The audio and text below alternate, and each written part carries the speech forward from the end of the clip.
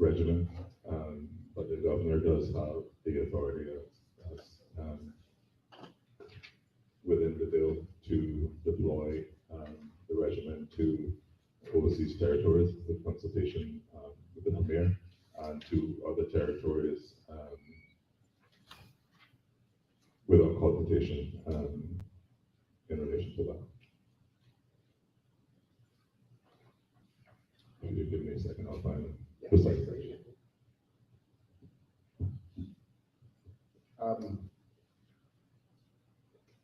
So over the last few days, I want to thank the ministry for going on public radio to talk about it, because not every ministry, not every minister, not every representative speaks to the people about these things. So I want to thank Mr. Howell for that.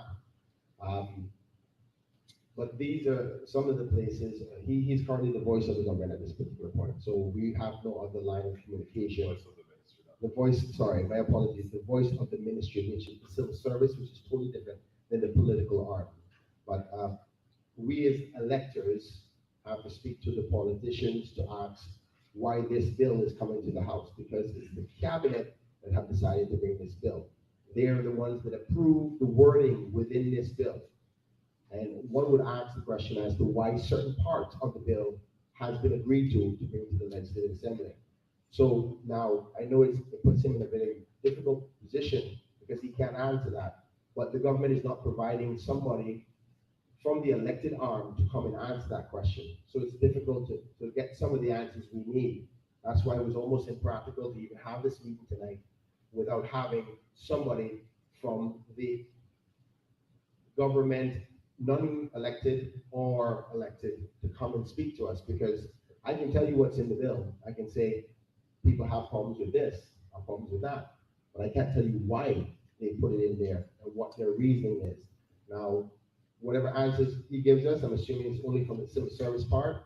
The government part, we're only subject to wait until it gets into the Legislative Assembly on Wednesday. By then, I have no time to come back to you, people, and say, are you okay with what they've said to you?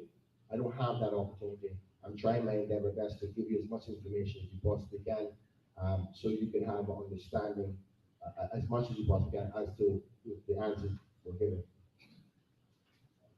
I think you were going to give us a section under which the governor has the power to deploy the regiment members to overseas non-combat, if I'm understanding correctly, non-combat circumstances.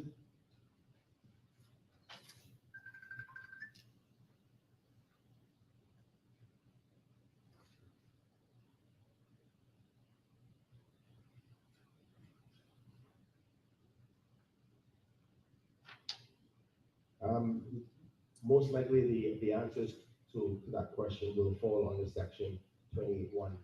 Now you may see that I am intentionally not trying to guide where they are, but allow the technocrats who are a part of the process to bring this to the parliament to ask the questions. Because I'm not going to sell the government's bill. That's their job. But the area you may want to see the wording of the English language that they've put in here in legalese is under section 28. And I'm assuming this is where you will guide as to where the powers of the governor comes from to deploy our persons into non-combat services overseas. So yes, section 28 deals with the embodiment of the regiment and the powers of the governor therein. Section 28 does align greatly with section 55 of the Constitution. Section 55 of the Constitution starts with the governor is responsible for defense, external affairs, internal security, including the police, and without prejudice to section 58, which is the section dealing with the National Security Council and those bits. So the governor may consult with the Premier in relation to deploying the regiment in relation to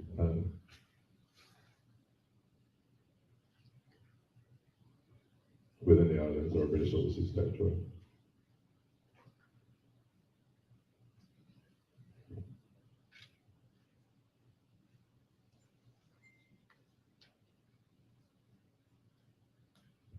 So section, I can actually read it in detail. 23 says the governor shall seek the agreement of the Premier before embodying the regiment for deployment to a foreign state, but the agreement is not required for deployment within the islands or to another British Overseas Territory.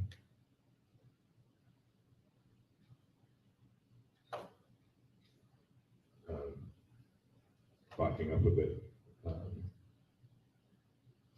subsection 1, which falls before subsection 3, the governor shall consult with the Premier before making an order under subsection 1, unless the governor considers it impractical to do so. So this is the embodiment and deployment of the regiment. Thank you, Chief Officer. Again, for the viewing audience via Facebook, I ask of you to please share this video and tell your friends we're on Facebook Live and to tune in, as it's very important. There's many people who are watching and listening, and hopefully you're getting the answers. I'm not sure, Mr. Wesley, can you answer this question, but I saw in that same section that we read, 28.3, the governor shall seek agreement from the Premier before embodying the regiment for deployment, basically, before he sends them on circumstances, but an agreement from the Premier is not required. Can you tell me if this is this in line with the policy of the cabinet? I think that's in line with the Constitution, section 55 of the Constitution. So, internal security, defense of the islands is not a law subject, so it's a matter for which the governor has exclusive oversight for.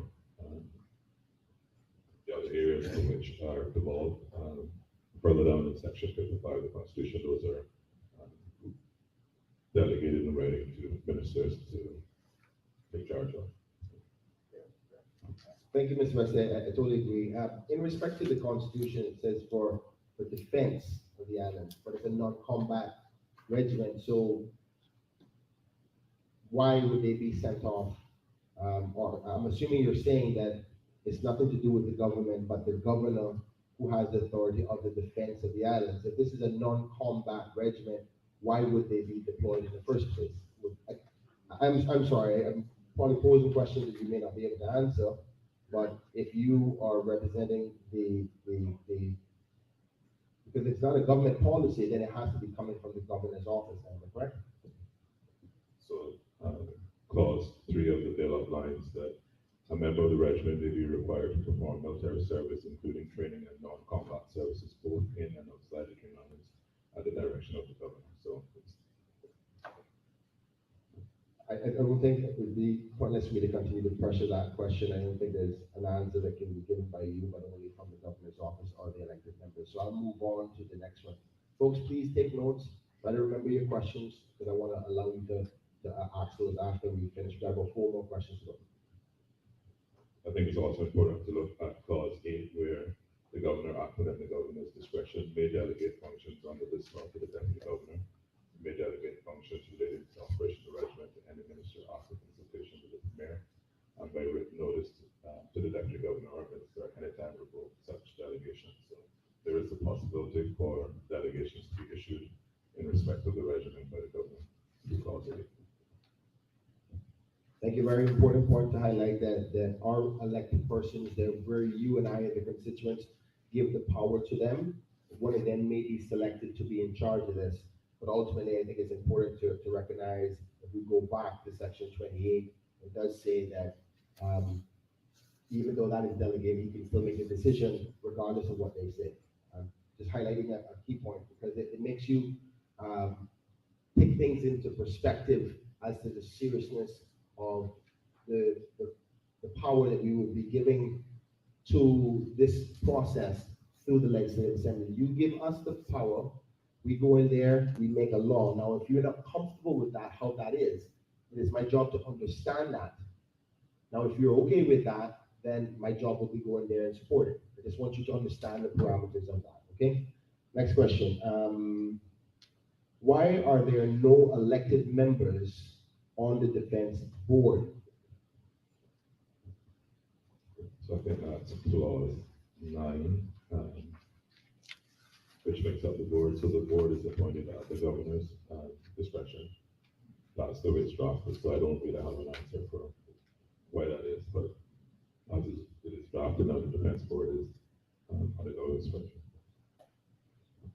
And just for repetition purposes and for the listening audience on Facebook, currently the government within this bill, under section 9, it has a defense board. Board will be made up to help advise on how this regiment will be managed and handled.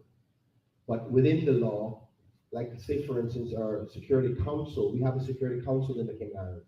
And on that security council, your representatives, the premier and the leader of opposition is on that board, on that security council. And they help represent the people's voice on security matters. And they make decisions. In respect to this very strong, in my humble opinion, defense bill, there's none of your voices on it.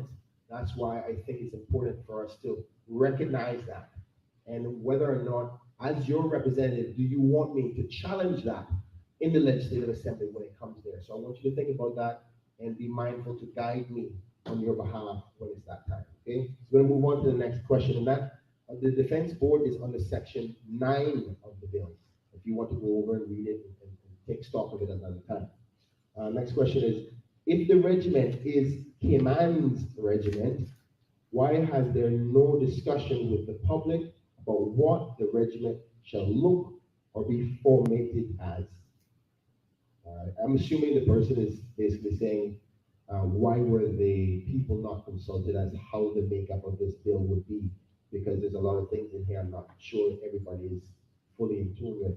Is there any reason why there wasn't public consultation other than just the release of the bill? I think the regiment itself has been quite heavily discussed, publicized from the advent of the agreement with then Minister Lancaster and the Premier in relation to the establishment of the regiment. I think the bill is a combination of the efforts that have gotten us thus far. And as set out in the Constitution, the publication of the bill at least 21 days before the meeting of the House convenes is the process by which, set out in section 77 of the Constitution, that public consultation can actually take place through direct feedback or through elected representatives like yourself. Persons could then have their input in the bill as it goes to the LD for debate. Thank you, Mr. Wesley. You're currently right about the consultation process. Now, I just want to give you a little bit of background.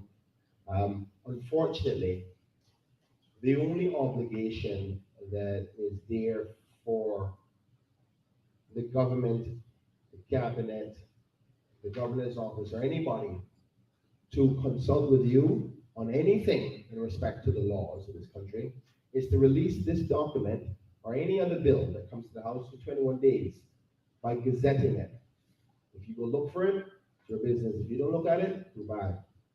That's the magnitude at the very minimum they have to do. Now, one would expect, or maybe some are cool with just the release of the bill in the Gazette, but there's no mandatory process for them to come and consult. That's the definition of consultation in the Cayman Islands.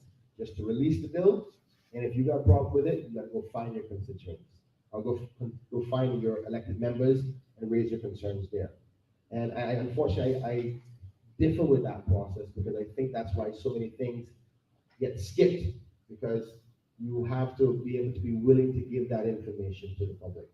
But moving on from that, back to one of the questions or statements that Mr. Wesley just said about after the agreement by the Premier to the regiment with Lancaster House, with what minister? Mark Lancaster. Now, it seems as if the Premier has made an agreement to have this, but they have not consulted with you. Now, if you have any issues with this bill, I can't, the only thing I can do for you is to go in the House and bring those concerns and potentially suggest amendments as to your liking, as to things that you have problems with. But the reason why they haven't come to talk to you about this bill, I can't answer, and I don't think that Mr. Wesley can answer either. Moving on, because I really want to get to the youth and public. Why was the regiment financed, why was the regiment formed before the law was created? And where does the power to do this?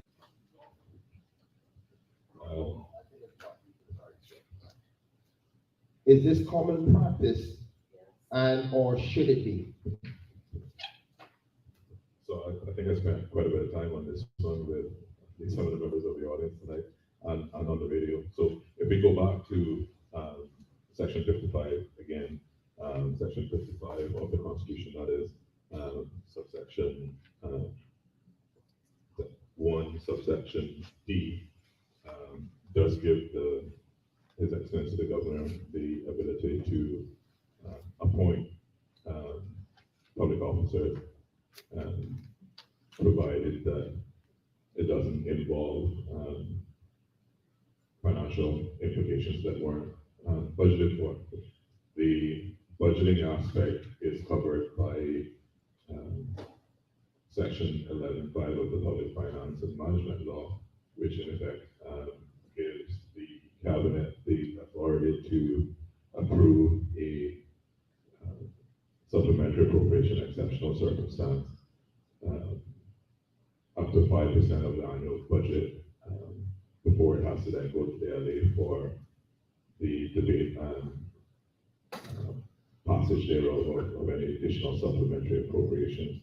So to back it up a bit, the government as an organization is only allowed to spend funding that is approved through an appropriation or through the Public Finance and Management Law. So unlike a business that runs with an operational budget, the government spends based on the appropriation. That appropriation is prepared some months in advance of the financial period.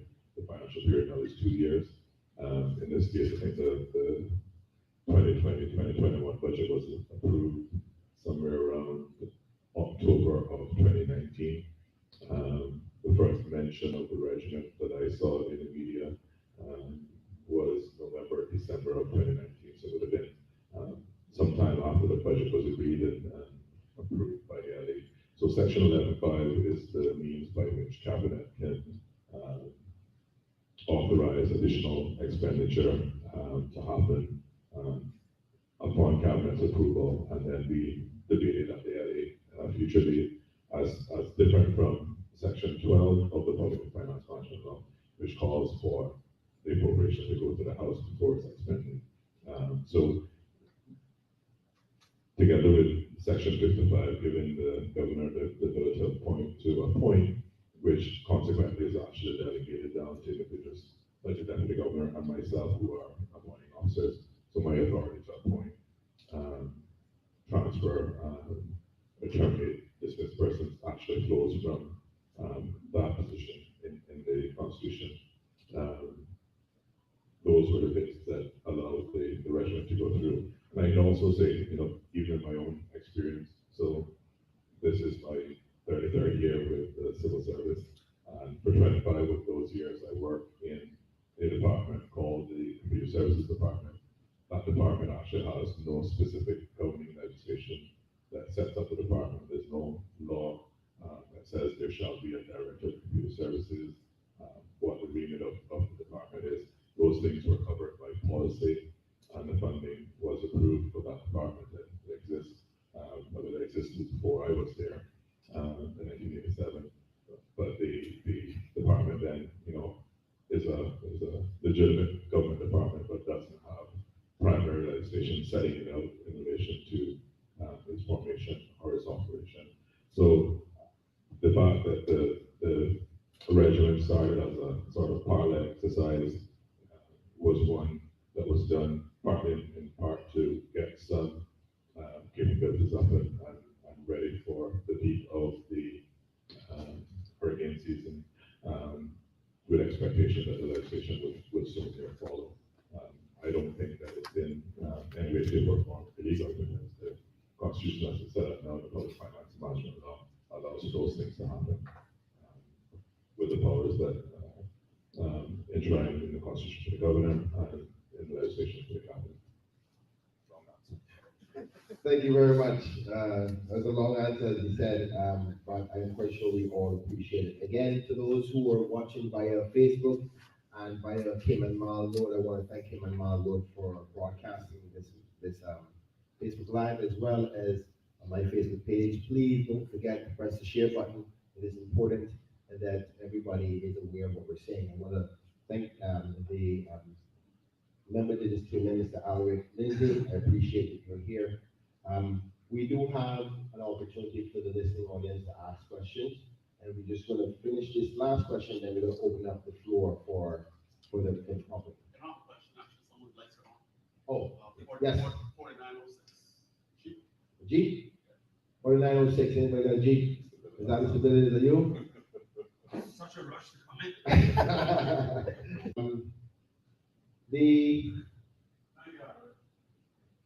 I think you might have answered this one already, Mr. Howard, but I'll ask it anyway, just in case there's anything missed. How is the regiment funded so far? Is there, if there's no appropriations for it in the budget, is this legal? Yeah, so I did cover that in relation to the public finance and management law and the section 11, subsection 5, which does allow the cabinet to make supplementary appropriations up to 5% of the budget amount before it's taken to the LA, and that authority to spend does not require the LA approval before that kicks in. So that supplementary appropriation exists to deal with things such as government policies that happen to come in after the budget's approved, responding to issues that affect the budget itself, economic issues, and things like natural disasters and others that would create a change in the revenue or expenditure of the government. All right, Mr. Wesley, thank you so much for that question. And I want to open up the floor to those who may want to ask a question now to Mr. Wesley. Bearing in mind, Mr. Daniel, I'll see you first. Bearing in mind, I am so grateful for Mr. Wesley to be here. There's a lot of people who I have a stack of other bills that we'll be dealing with in LA. And I've only had 2 persons so far willing to speak to me. And I have to give credit where credit is due in respect to this, and that's Mr. Wilbur, who is the Deputy Chief Officer for Lands, and Mr. Wesley. And many times civil servants have to take the licks for the politicians, but they do so ever so gracefully. So I have to appreciate that, and I want us to be mindful that there may be some questions you can't answer, but that doesn't stop you from asking the question so everybody hears it. So the person who wants to ask a question actually come up to the front. I'm going to have to sort out the 2 mic situation and leave this mic up front.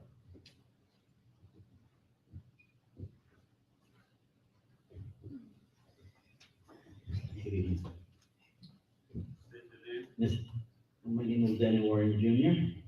And Mr. Howard, I want to say from the outset, for the benefit of the public, that regardless of how combatant I might sound tonight, it's nothing personal against you. In fact, your father fixed my shoes a couple of days ago.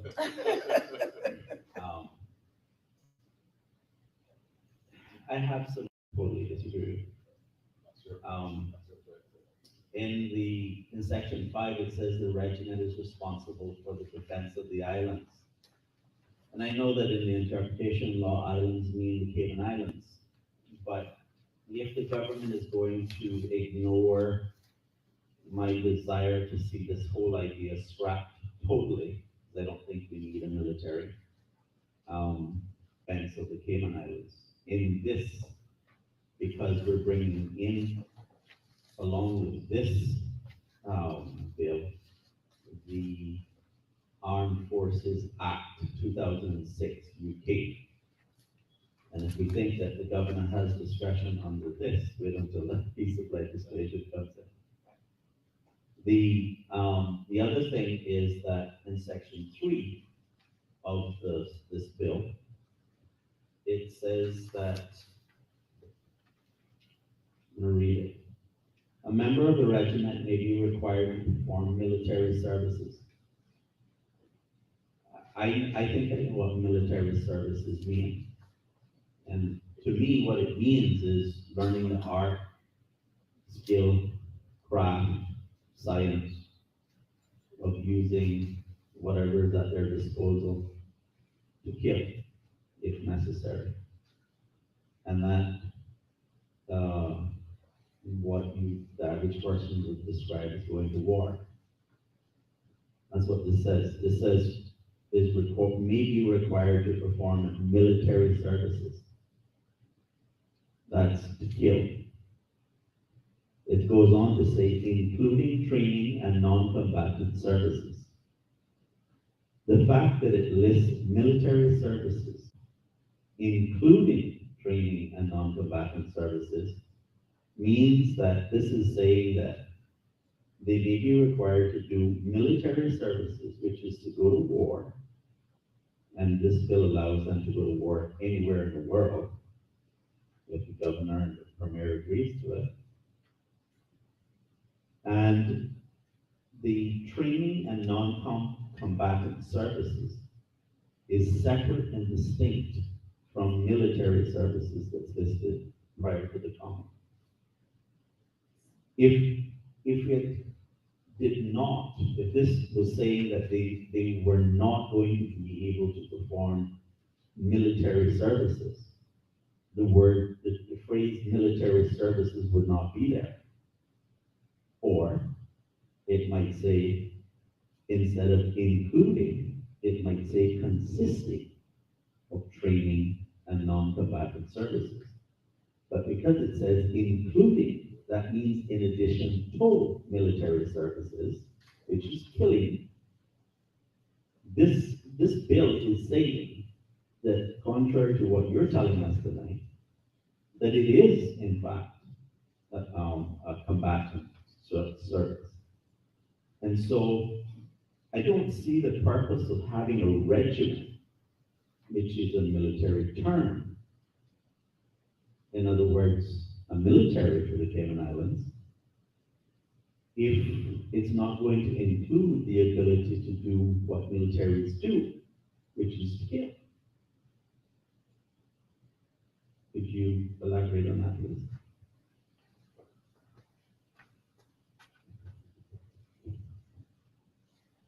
So again, going back to the Constitution on this one, back to section 55 again. So if we outline what the governor's special responsibilities are, it starts with that same word, defense, that was muted in there. So the defense that's referred to in the defense bill is the same defense that's referred to in the Constitution, which is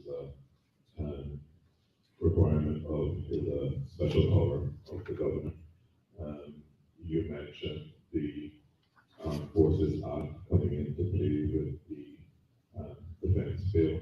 The reference to the armed forces under section, clause 29 of the bill, which specifies that the Armed Forces Act applies when undertaking duty or training with the UK regular or reserve forces. So that would only kick in when any members of the regiment are in training in the UK or on deployment for the UK in relation to the duties therein. In relation to whether or not the regiment will be able to use lethal force in the event that that is necessary, I think that comes part and parcel of it. Not unlike any of our agencies that are authorized to carry firearms who are trained and authorized by law to do so.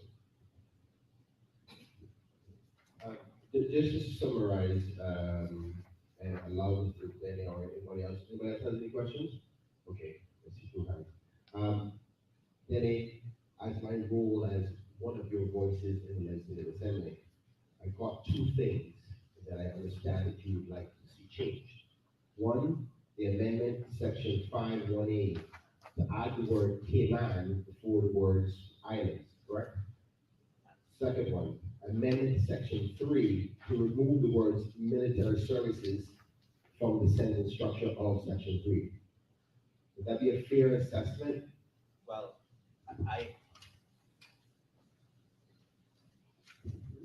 my preference is to have the entire thing scrapped altogether.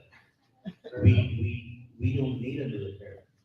Costa Rica abolished their military in 1948. The consequences of that is that all of the countries around them engaged in civil war except Costa Rica. Costa Rica is at peace. And you know what else? They're one of the most prosperous countries in the Central American region. Okay? We do not need a military. Who's attacking us? If you want internal security, the police is the appropriate entity to deal with internal security. And if it comes to the borders, we should be spending money on fortifying the Coast Guard to deal with any criminal activity that might be trying to penetrate our borders for illicit purposes. Okay, but You want to give somebody else a chance, and you're back to handle the first of all. Yes, of course. All right, good evening, everybody. My name is Christina Robinson. I did work with Mr. Howell. It's nice to see him. So I have a lot of questions, and there's obviously a lot of objections that surrounds this whole notion. But I just wanted my question to be obviously said already. So, but first of all, just to get it right, did you say that the regiment was first raised in October 19, and that the following month, November, December 19, it was put in the budget, and that no consultation was made before it was raised, or between when it was raised and when it was put in the budget? You want to ask all your questions, then we can.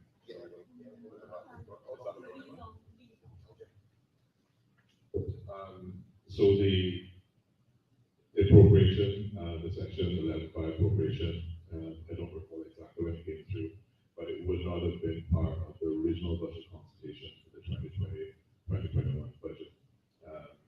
As I shared earlier, the way that the public finance and management law is laid out, the cabinet is empowered to make decisions in relation to supplementary appropriations, as they're called, and that may be done up to 5% of the total expenditure in the financial year before it goes to their late fall consultation. Just for my information to help you assist you with your question, this right now is what you call another bill. It's called the Supplementary Appropriation January 2020 to December 2020 bill. So this is us creating a law to appropriate the necessary finances moving forward. Obviously, the pandemic has affected much of our spending habits, so we have to do appropriations in a lot less. In there, because it wasn't in the original budget which we're concerned, they've now put it in this budget, which we have not approved yet. So basically, they're spending the money that we haven't approved yet. Now, to be transparent, there are circumstances to allow that, but there are some questionable financial requirements that have not been met that I would like to argue. I'm quite sure the government can argue themselves when we get to the full house, but just so you can see for yourself, this is the green bill that is coming to the house, and on it you will see that it says output group HCA 7 Cayman's Regiment 1.3 million, $1,318,000 so far or that's what they're asking for, and that will be coming up for debate shortly. Great, thank you. So I have a couple of questions this time. I would like to know what triggered the regiment being raised in October. It seems to come out of the blue. What was the trigger for that according to the governor's office, or the instructions to your office? And also the supplementary appropriation provision. Was that the same provision that the government used when it used government funds to do the consultation on the cruise port proposal? If you recall, government spent about $3 million on advertising and public relations in terms of the cruise port proposal. So if it is under that same provision, could you say how much has been spent on this regiment pathway?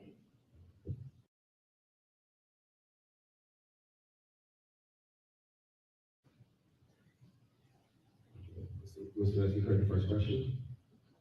Questions in one. There was two. I can't remember the first one. Two or three.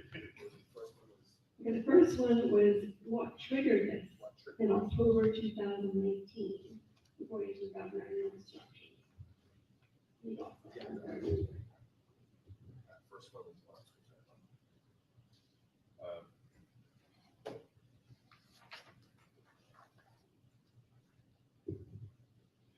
So as I shared earlier, the earliest mention of the regiment I can find is the press release announcing that the then Minister for Defence in the UK, not sure if it's the best, maybe foreign overseas territories, Minister Mark Lancaster and the Premier agreed to work together for the establishment of a Cayman regiment. That's the first mention of it. The Section 11.5 process, I don't know if that's the process that was used for funding in relation to PR and otherwise. That's not my subject area in relation to that, so that would be a question that would have to be answered. Maybe Mr. Bryan can ask that during the debate, or may have actually been answered during the last sitting of the Legislative Assembly when that budget and its supplementary to the 2019 budget was discussed. But I'm not aware of that in relation. But it is the Section 11.5 was the process by which the funding of the regiment was approved by Cabinet. So that's the 1.3 million that's in the supplementary appropriation bill that then goes on Wednesday. So, I don't have the exact figures for what's been spent, but a good portion of that 1.3 million has already been spent in relation to training. In addition to that, the UK is also expanded in training in Korea uniforms, training in Bermuda, and training at Santos. And how much is needed for a year, for example? The 1.3 million is for the full year. That's already being spent, right? So you'll need the same amount of money next year. There will be some appropriation necessary for next year, so Would it be similar to this one that you're asking for now? it would probably be more because I don't have the numbers. It's under your ministry?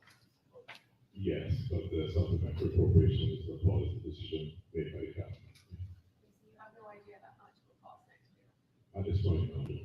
Wow, that's quite alarming because, you know, we don't have any money right now. I don't think people realize we're going to be in a deficit budget, right? So I think any ministry is going to be a bit irresponsible in committing to Cayman Islands to budget, but we don't even know where the money is coming from.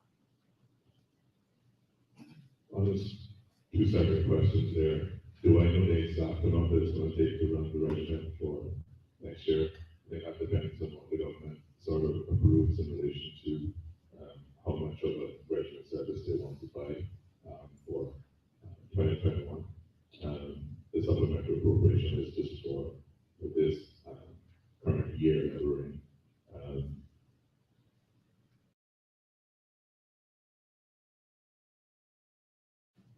In relation to, whether or not this is something that should happen now or because of the timing of the economy, it does add some expenditure to the overall government budget, but it also then adds from a country development perspective, the training and development of Caymanians and the additional capability that we have to respond to natural disasters and other emergencies. But in relation to the policy, that's definitely a management category. I have two final questions. Do you mind? Yes. Folks, those who are listening and viewing via Facebook, I thank you so much for tuning in. Please don't forget to press the share button. There's many people who are watching and listening. It's very important. Some key things being said here tonight, key questions. So please press the share button and let everybody else join the conversation. Yeah, I was involved, I was very much involved in following the progress of the hazard management of Cayman Islands when it was developed. You're talking about this very important role in hurricane relief. Isn't that under the responsibility of hazard management of Cayman Islands? Why are you taking this very important mandate that belongs to that agency into another agency that's going to be performing roles that the Cayman Islands people, in all likelihood, do not want? They do not want our young people to go to war. They would like our young people to be involved in productive economic activities that builds the economy of the Cayman Islands and keeps them safe and keeps us safe. We can't afford to be losing our young. I want to say thank you to God and give Mr. Rossi the opportunity to respond. So hazard management as an organization works alongside many government agencies and private sector agencies in order to deliver disaster response and relief. They work with the Red Cross, they work with the police, they work with fire, HSA. The regiment, as was demonstrated when the Bermuda Regiment came here, is one of those force multipliers in relation to our ability to respond to disasters. So that is the way. So the regiment is not replacing the hazard management program, the hazard management office, but would then add capacity to our ability to respond to natural disasters. Like I said, as was demonstrated when the Bermuda Regiment came here in 2004, and as they went to BVI in 2017. And in 2004, we were talking about 16 years ago. I mean, you know, it takes 16 years to decide that we need something too.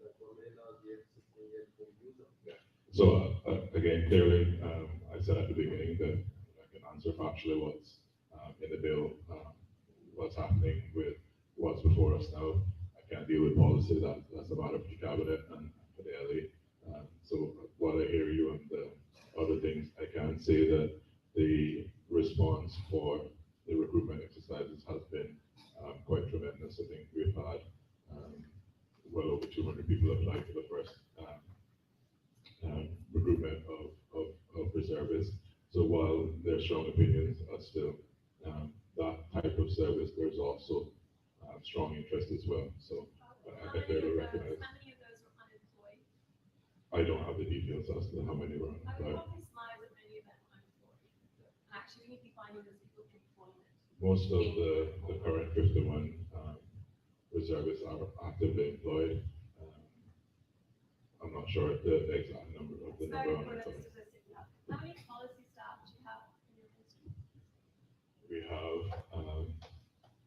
well, myself as chief officer, deputy chief officer, assistant chief officer, and one senior policy and a legal representative as well.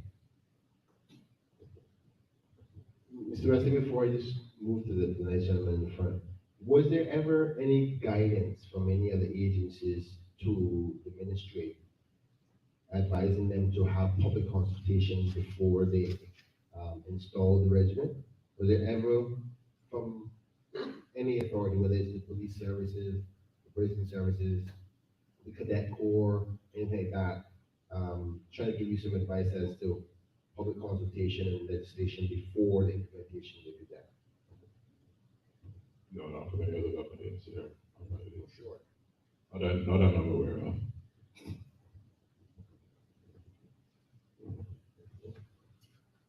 Good evening, everyone. Emily, Bryan, and Mr. Howell. My name is Richard Bernard. I'm a co-founder of the group Caymanians Against Economic Injustice. First, I'm going to say that I concur with Mr. Warren that this whole idea of a regiment is crap and it needs to be scrapped. The Cayman Islands are not in a financial position to be obligated by fully legislation by the governor and his cohorts. And this is my piece.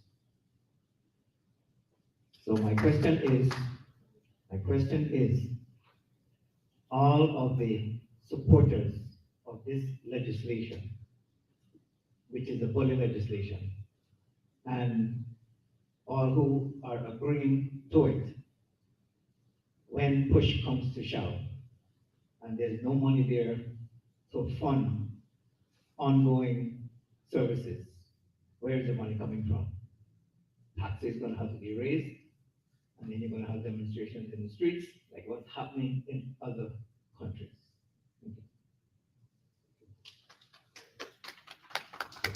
Thank you, sir.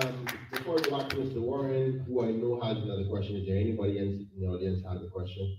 I have the same question. You still have the same question as him? I think I have the same question as him. It's my major question is, you know, Danny's gonna ask this question anyway. My name is Alric. At the back of all these laws, there are always transitional provisions, and I will look at them first because I like to know what other things are going to be impacted, and you can't help but notice that it says that, you know, any appointments to any positions in the regiment and also the operations regiment, they're all, you know, going to basically be ratified and be deemed lawful. And I do have an issue with that because we are supposed to be setting a precedent as to how we're going to operate as a government.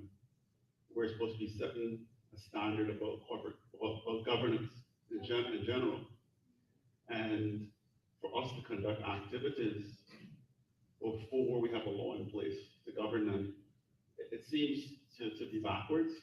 Can you confirm why this is what you're saying?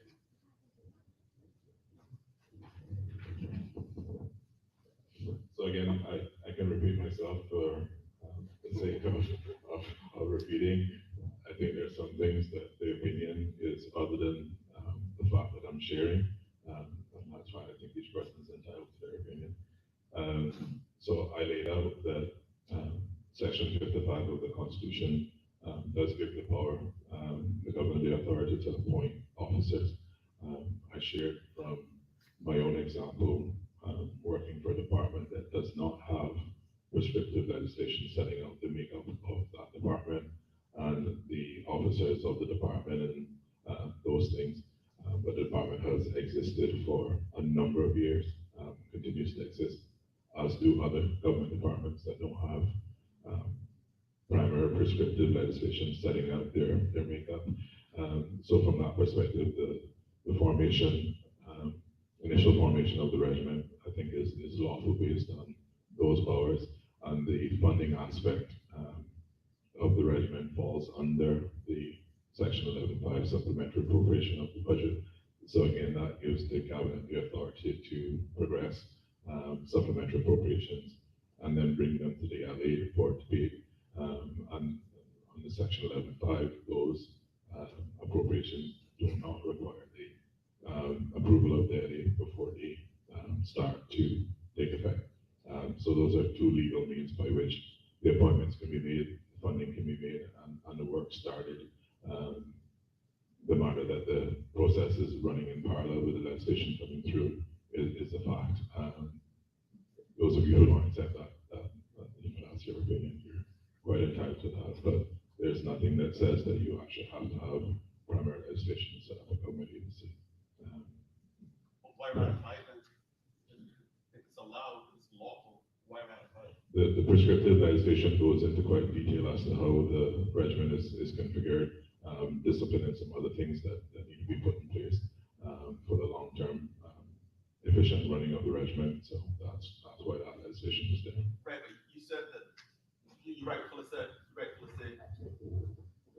you rightfully say that under the Constitution, you said the officers could be appointed. Is that correct? But then this provision under Section 63 refers to appointments. Prior to the date of commencement of the law, shall be deemed on that date to have been lawfully appointed by the governor.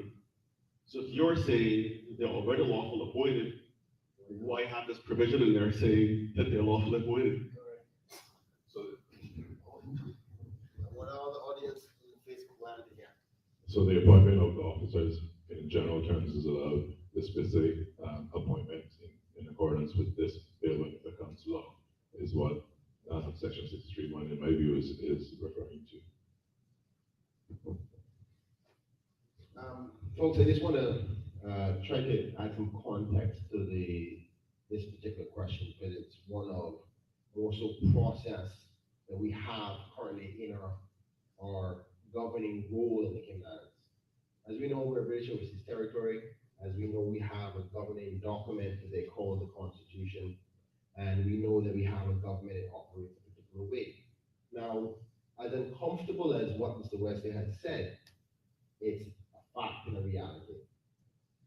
And until somebody is willing to challenge it, like you, the good people, instructing me as a representative or any other representative that you have, to challenge that, it will continue to be the same. Because that's what have allowed them to do this, because they basically started something without consulting the people, that the people may not even be happy about, to start spending the money and use the governor's power to appoint. And they're not even sure if we even want this bill. What happens now if all the members in the LA got up and said, no, what then? Yeah. 125. So I want you to be mindful, 125, and Mr. Villiers, I know that we may giggle about that, but that's a serious thing what he just said, which is, if we all in the Honorable House say no, because for whatever reason, whatever functions, whatever sections of this bill we're not happy with, the governor can just say, well, you know what? I'm gonna put in power anyway. So we have to recognize that. I'm not saying that necessarily is something that you may want to change. Some people are not comfortable with, are comfortable with that relationship with the UK or the governor and his powers. But these are realities we have to understand and accept or be willing to change. My job is to be your voice. I want you to think about that, and you instruct me how to be your voice, what you want me to do. Anyway, I think that Mr. Warren had another question. Thank you. In the beginning of this meeting, Mr. Bryan, you said that the regimen has already been established. And I completely disagree with that. It's not lawfully established. That's why you need a bill. That's why the bill has to go to the Legislative Assembly. The claim that the governor is acting lawfully is wrong. Mr. Howell has said under section 55(1)(b).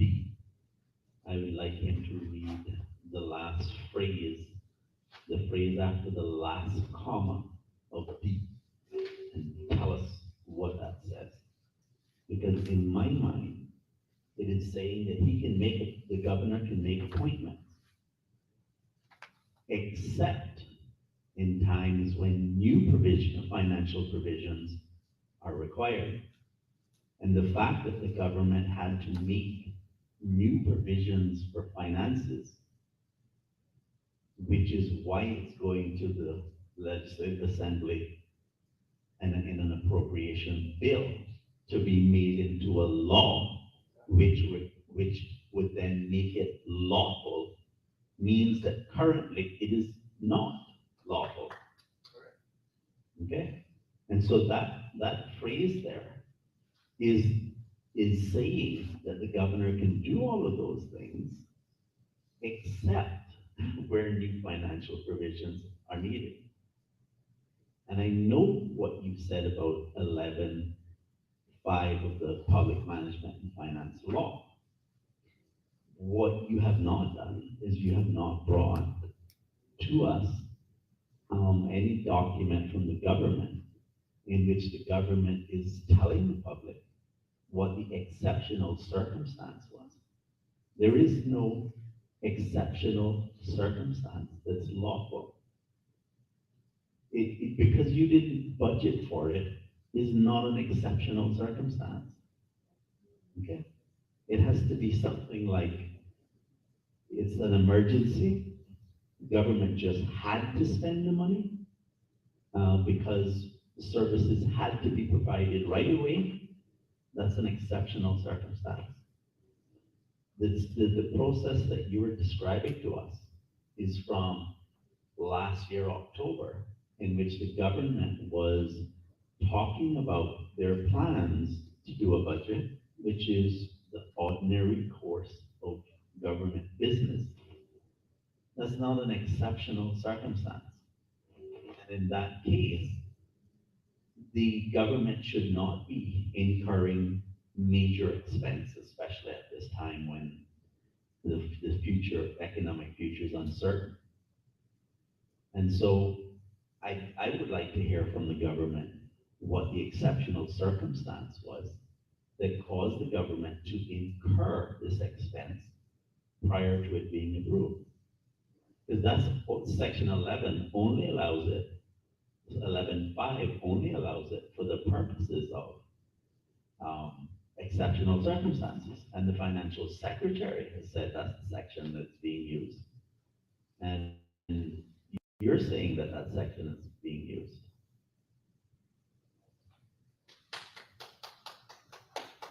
Thank you, Mr. Denny. I obviously gonna allow Mr. I just allow him to speak. I'm just looking at section 11.5 of the Public Finance and Management Law, but I can share that I've already shared with Mr. Denny that in relation to what Cabinet considers to be an exceptional circumstance is a matter for Cabinet, not a matter for me at this point. So that's a policy decision.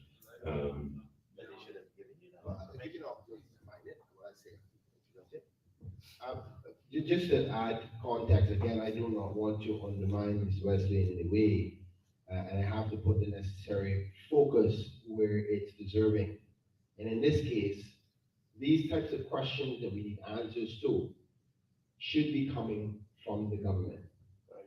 And I must say that since this bill was released, it was released about a week or 10 days before the required date to release it, which is 21 days before the sitting of the House. So it's been out about 30 days, about a month.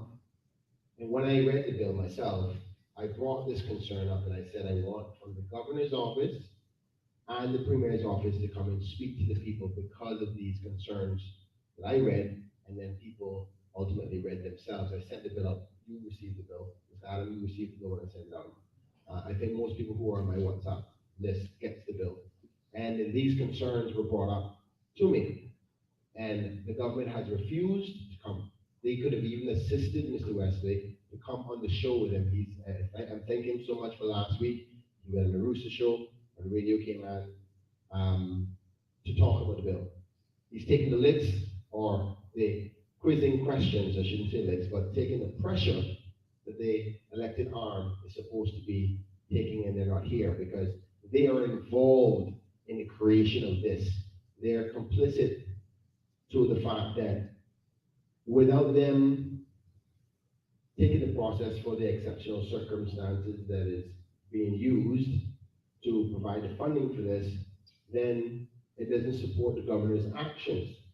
So they're allowing the governor's actions to be supported by using the appropriation options that are available.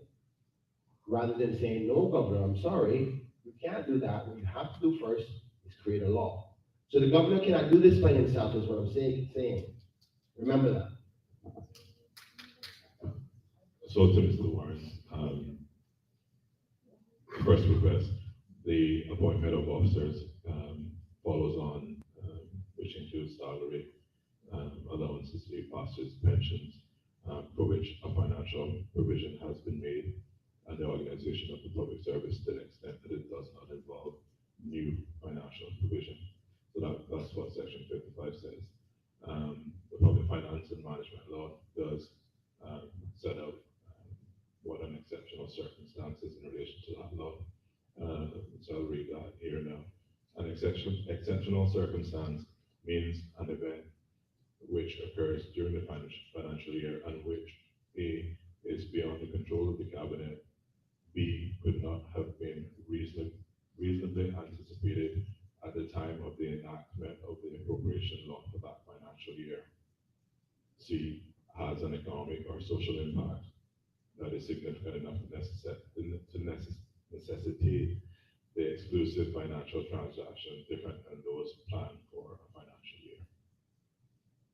And requires the executive financial transaction to be entered into in a time scale that makes compliance with the procedure established by section 12 impractical. So that's the exceptional circumstance, and that's the matter for which the cabinet has to turn its attention before approving section 11.5. None of those are military. Well, What what they Give did. such a long answer. Yeah, well, Clarify basically, what is- it's very ambiguous. And my humble opinion, I can already see the section is the third one down, that they don't, the first two they didn't meet. I think it's the third one they're gonna use, which is something they could not foresee. Because remember now we have a 2-year budget. So they're gonna say, well, we couldn't, I promise you, watch for the debate, and I know they're listening via Facebook. 16 Watch. years after Hurricane Island, 16 years after Hurricane Watch for the debate and find out, listen carefully as the excuse they're going to use. They're going to find you somewhere in there and suggest that. But the reality is, the bottom line is, the main focus, in my humble opinion, to you is this. Process doesn't have any substance.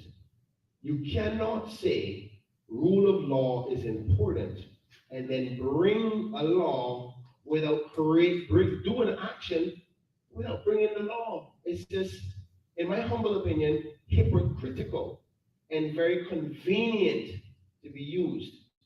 Now, if you want to set an example for the right way of process, that's not the way you go about it. Now, granted, I think, in my opinion, again, I am here to represent your voice. If you think different than this, then advise me so. But I think this was done intentionally. Because if the process was done the right way, which is allow the opportunity for consultation with the people first, they would never even have gotten this far. So they've gone about it, what we call in Cayman, ass backwards. Because if they go about it that way, then you won't have the necessary pushback you would normally get from the public. Because things like sending our children off to armed combat is a very sensitive topic. They would not have been able to put those types of words in the bill. That's why they're staying in a corner, not saying a word. I mean, in all due respect, I'm trying my best to respect the governor's position, but he has to open his mouth at some stage as to the words in this bill. Who is he going to send to answer to this? Our premier? Is the premier supporting that position? I mean, there's so many questions that need to be answered that the government is not answering. I see Mr. Adam, and I'm going to be quiet now and make him ask a question. Come on up a little closer, because that way you don't have to walk so far back and forth. First, Mr. Kenneth, I just want to thank you very much for having this meeting. Okay? And I appreciate it. Mr. Howell, you know the relationship I have with you, sir. Utmost of respect. Unfortunately, you're an ambassador. An ambassador, the definition is when a good man is sent to represent a bad government. That's what you have been sent to do. You're trying your best. I can feel your inner soul being torn apart. Now,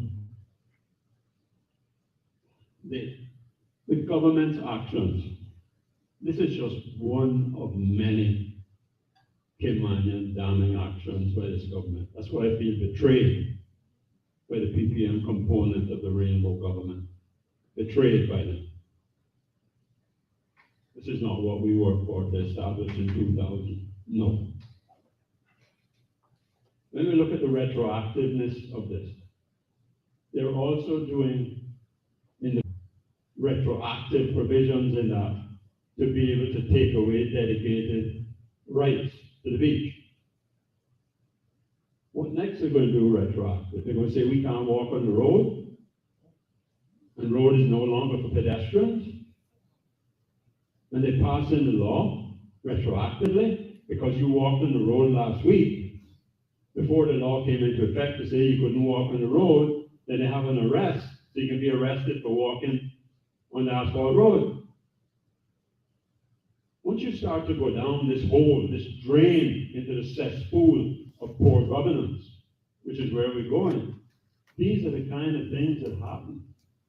And then people will say, I never thought it would have happened here. A phrase that I once heard from somebody in Red Cross. When governments go bad, and they go in, this is what people say. I never thought it would have happened here. This is the path that the betrayers are taking us on. We're in a serious, serious situation in the Cayman Islands. Most people are so still trusting people. They don't believe that these things are happening. Yes, I'm an alarmist. Okay, I'm an alarmist. Call me whatever name you want, pick a number. Different people put different names on me, don't matter to me. I know my name. A number of people that have joined, which they're trying to, they swing that as a flag to say it's a great thing. They say it's a voluntary. Nobody's getting paid. Really? People are going to give up months of training? Months of being out there? Really? Really? If we have that number of people willing to give that much to the island, couldn't we give it in something that would benefit the island and benefit the people, rather than send them to the killing school called Sandhurst?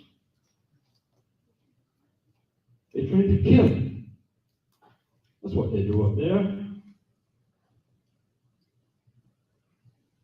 We're talking about, we have well, I call it the Royal Cayman Islands Army. The US have the CIA, but the Cayman has gone one better.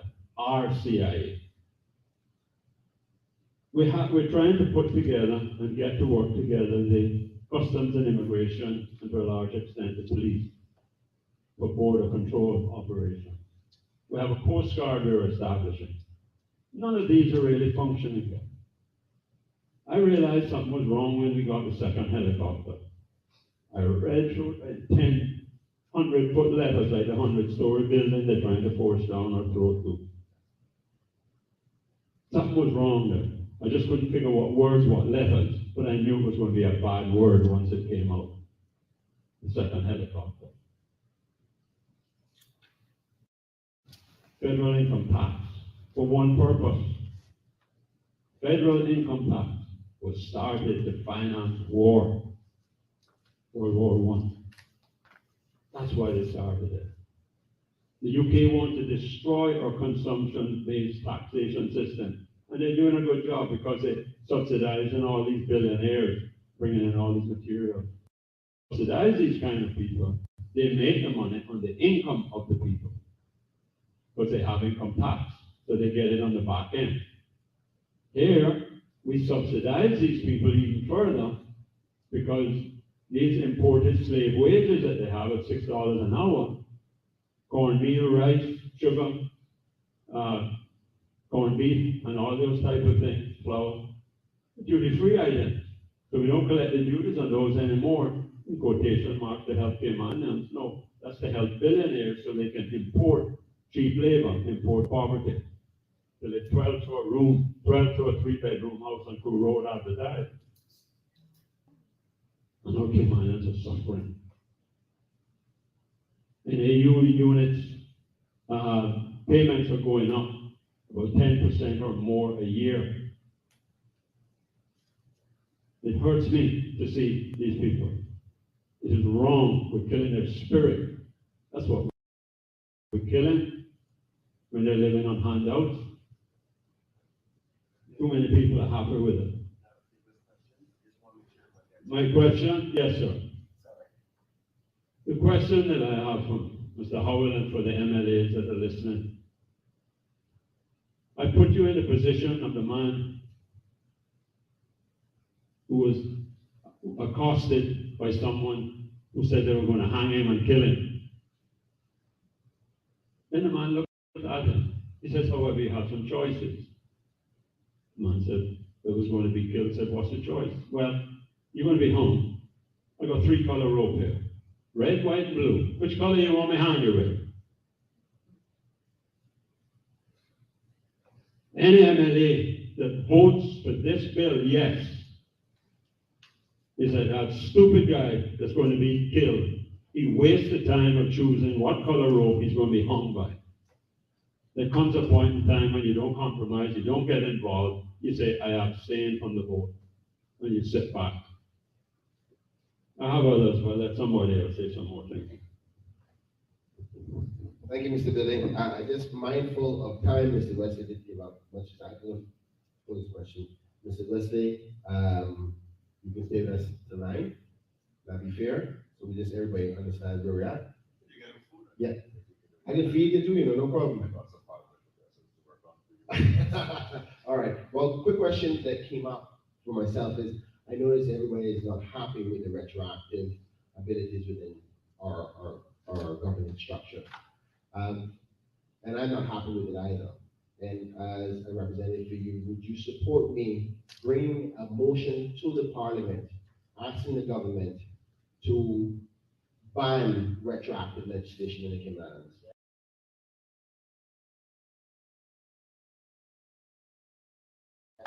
Yes? Constitutional. Good.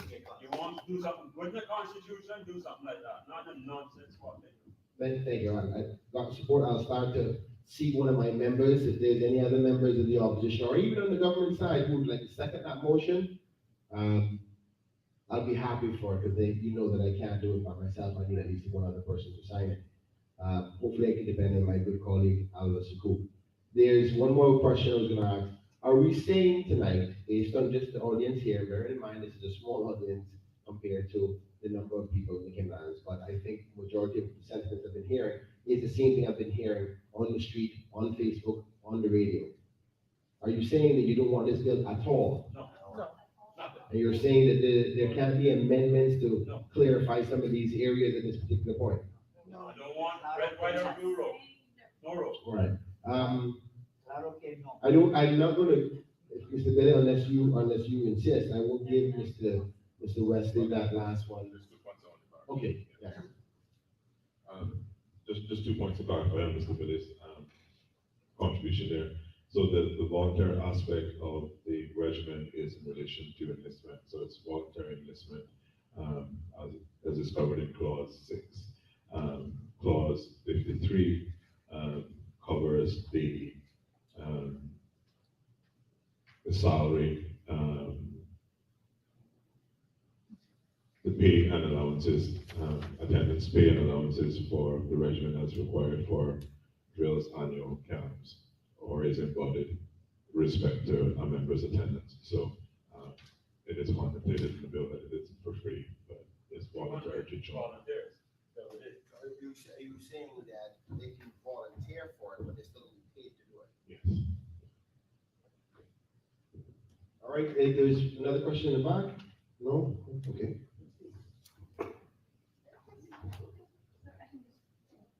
I just want to say, what are we worried about? When I say that, November, not too long ago, they had them, we're going to build this dog no matter what. And everyone said, no, we don't want the dog. See what happens to the dog? No, and this is what I'm speaking from. My people, I've heard them so many times. We are God-fearing people. Man is God-fearing people. So when the prophet is coming, what they do? They get down on your knees and they get to Bible and say, God, what you said, what did you promise us? That's what I do. What did you promise us? You see, and like I said not too long ago, they had them praying about the war. See, we plan about all that. And please remember this. I am not saying this because I'm not an Englishman. But remember this, everything we had, don't blame the governor. If a Cayman did not go to him and say, we want this, he or she couldn't do it. It's your own people. It's our own people. You see? Yeah, something may come from England. But we can say we don't want it. You see, but so something happened. When the governor dissing the governor, who went to the governor and put it before him? If England didn't do it, who did it then? England did. Yeah, but who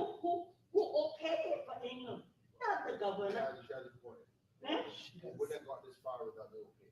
And I wanna highlight. That's for the knighthood in January.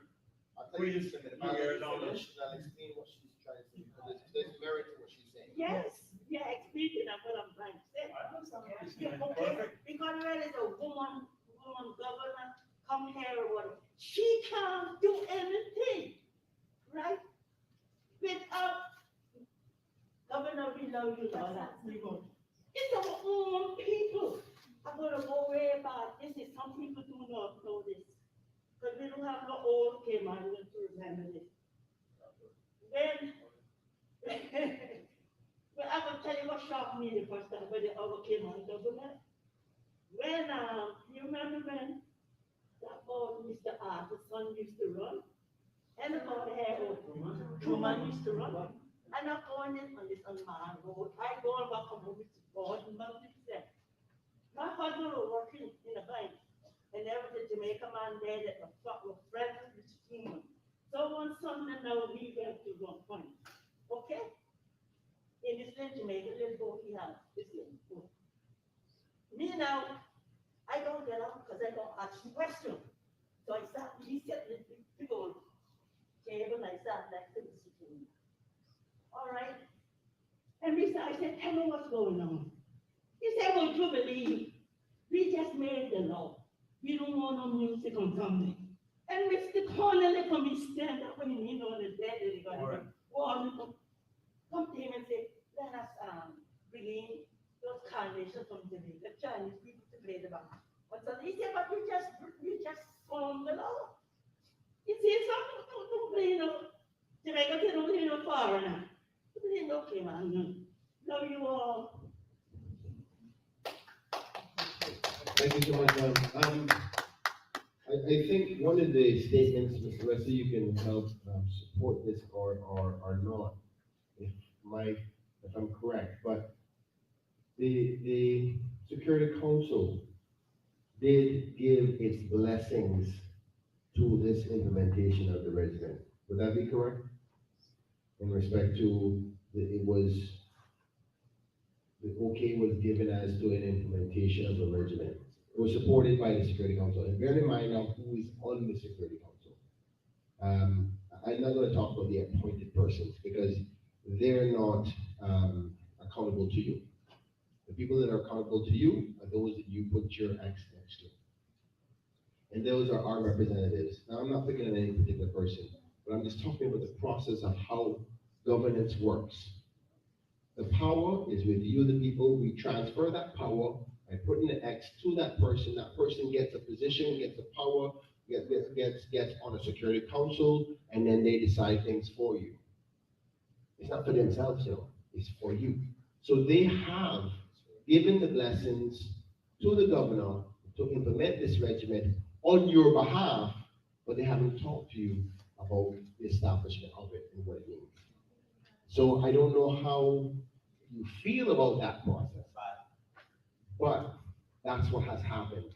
And the discussion about that is what you need to have. And I want to make it clear to Georgetown Central, I know exactly how that process should be, but it's only 1 out of 19. All the other members, particularly those who are in senior positions from an electoral perspective, which is the leader of the opposition and the premier, who represents both sides of the house, need to understand that. And I think, unfortunately, that has been skipped. And that's where I'm a bit concerned about how we got here. But in the interest of time and questions, if you want to release him and continue the conversation, I'm fine with that. But I just want to put more questions in. Yes. Mr. Howell read the definition of exceptional circumstance under the Public Management Finance Law. And essentially, what that does is prove the point that I was making, that the government acted unlawfully and that it's not an exceptional circumstance. And paragraph 8 of 11.5 talks about that. It says that, well, 5 will read 5, where the exceptional circumstance has occurred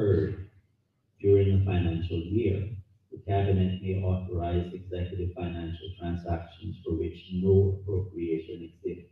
If, the biggest word in the dictionary, the executive financial transactions directly relate to and attempt to remedy the effects of the exceptional circumstance. So, what was the exceptional circumstance that is being remedied in this financial year that caused them to use that provision? Because all I'm hearing is that they just want to establish it. Well, wanting to establish it is not an exceptional circumstance. An exceptional circumstance would have been that something had occurred for which they needed the regiment and had to spend the money that wasn't budgeted. And then they would be able to use this provision where it says, if that exceptional circumstance occurred. No such thing occurred. And I put it to you earlier that this is. I know, but what I was going to say is that I put it to you earlier that this is a combatant service. And I pointed that out under 3, and I want to know clearly, do you agree that that wording says that the primary function is military services? Because that's what it plainly says. You have been saying it's defensive. At least you've been saying non-combatant. Non-combatant for the last 2 shows. I must say But but war is combatant. Yes. So it is. Okay, hold on. Wait. Say that without clarifying. Now, just for clarity, he's my good friend, but I have to say that we have to understand how we go about decision making on your day-to-day stuff. So there's a relationship. You're an elector, I'm a representative, he's a technocrat, he's a civil servant. Also how words are used. And how words are used, yes. Because I keep on talking about the selling of things to you, the people. All due respect to Mr. Wesley, both shows non-combat services. Non-combat services. Now, Caymanians who will have the time to go through the bills, who are not here tonight, and do this analysis, will trust persons. I trust Mr. Wesley. If you're changing that position tonight, Mr. Wesley, that it's not non-combat only, but it's also military service, you need to go back on the radio and tell all those persons that you were selling that, oh, it's not combat, because it's not fair. It's not fair to the many Caymanians and Georgetown Central constituents who will give me a directive on false information. So is there the position changed in respect to that? I think it was made clear that the regiment is a military service, that the regiment officers are being trained in firearm and tactics. Lieutenant Kelly, who was on both talk shows, I think, spoke about his experience with firearms training from his cadet days and continuing onto his service with the regiment. So, from that perspective, the regiment is a military service, a discipline force. From that perspective, End of story. Wait. But, no, but so there's no buts. So why would you say then to the public that this is a non-combat regiment? What was that terminology you were using? non-combat in the prefix that it's not an offensive force. So it's by definition in the draft bill, as presented, the regiment is there for defense of the islands for humanitarian support otherwise. What's the difference? I don't understand. Someone got it. Okay, right. The duties of the regiment under 5(1)(b), the governor, okay? Such other duties as the governor determines. Okay, so he can determine any other duty he wants. Okay, and you want me to tell you where the other duties could take place? Section 28.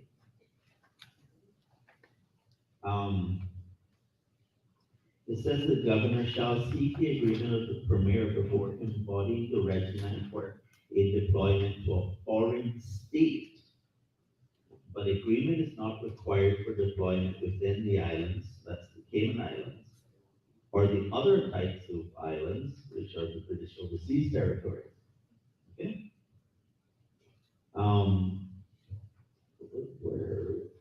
Where's the other? Okay, so what this is saying here is that they could be sent anywhere in the world, a foreign state. I don't like this language that sort of tries to differentiate between the British overseas territories and foreign states, okay?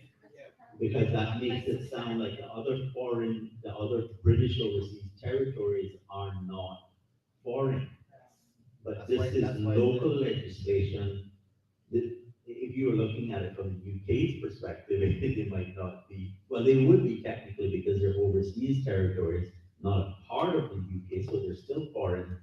Even Cayman Islands is a different country from the United Kingdom, separate legal system, right? It's a territory. You know, but you say territory, but the point that I'm making is that legally, we're not in the United Kingdom. We're administered by the United Kingdom, but we're not within the United Kingdom. And so it means we're separate and distinct from the United Kingdom, which is why we're described as overseas, right? Right? And I don't like that distinction because it seems to almost want to incorporate the other British overseas territory as not being foreign. No, but I'm not expecting you to solve that problem, but the point that I'm making is that the governor has the power to send members of the regiment to foreign states for other such duties as the governor determines under section 5(1)(b). And they're military trained, so they can suggest. And the truth of the matter is that the United Kingdom is having problems recruiting to their military right now.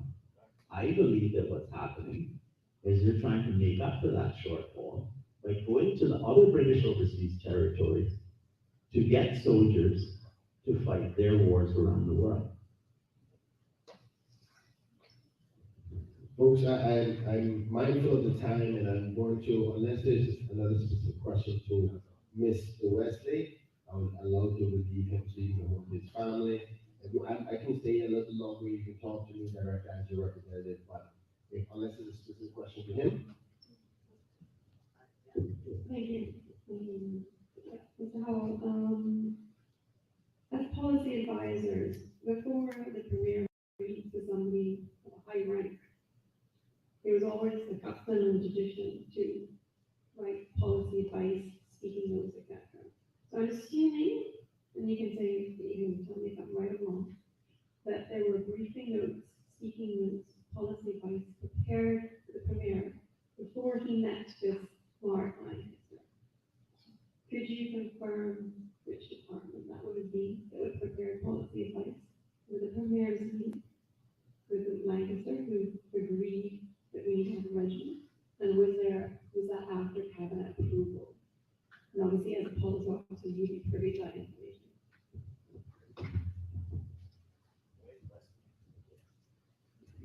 So the premier as a minister has, I believe it's 5 chief officers reporting. The cabinet office is a portfolio that normally does the briefing of the premier in relation to international visits and those things. At the time of the meeting, our minister was not involved with any policy preparation from that perspective. So I cannot speak to how and if the premier was briefed and to what extent at that time.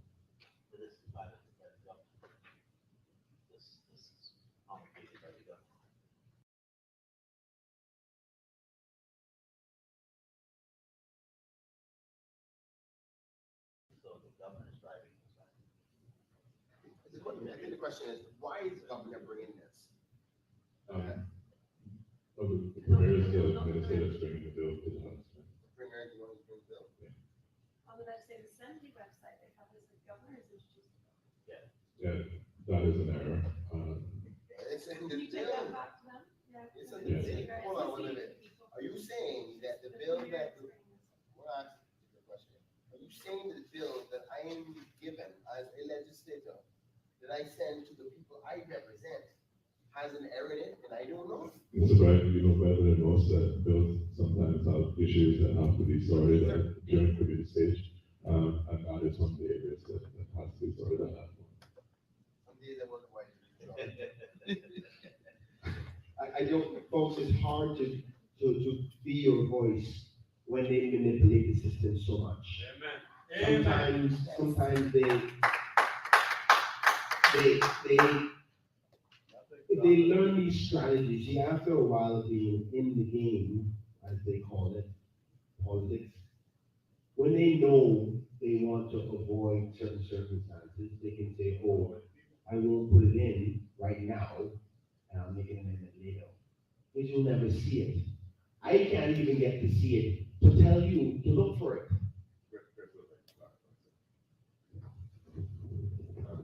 So to just expand on that, so that folks have the complete picture, the governor does not participate in the LA, right? The deputy governor will bring some aspects in relation to the civil service and those things, but all the other bills are.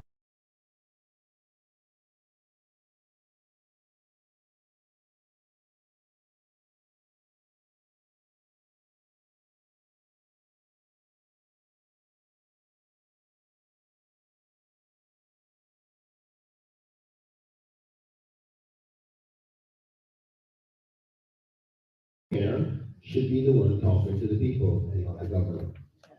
And he's the one that he's supposed to be accountable to the people. So one of the questions that we want answered, we will never get answered because the government has chosen. I'm certain that the premier knows that you are here tonight. I'm certain that he's aware that you were on the radio. So he's chosen not to come to talk to the people to answer these questions. But there's questions you obviously could not answer, Mr. Wesley. Yeah, I can't speak to the policy questions or the stuff that is being, that will be debated in the LA. But I do know as a representative of your constituency and the Wild King Islands, you do have your time during the debate of the bill, and if it makes it to committee stage, during committee stage, and then if they're reading all those other things to raise concerns and move motions and do what democratic you're allowed to do, constitution. So I can leave that there. Fair enough. That was a nice left job. But here's the reality that I hope is going to come and you understand.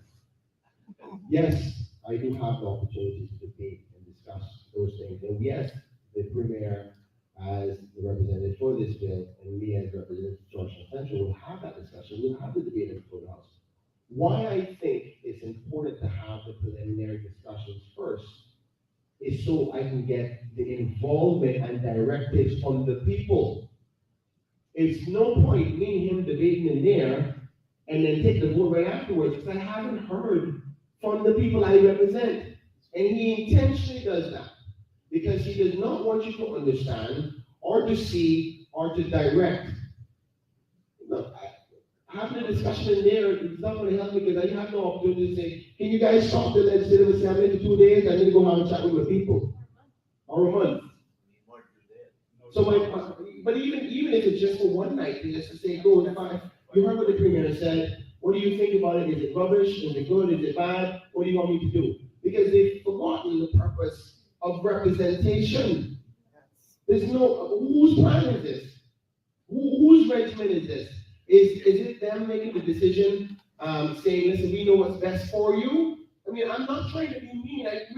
I'm trying my best not to have a problem with the premier. I really am.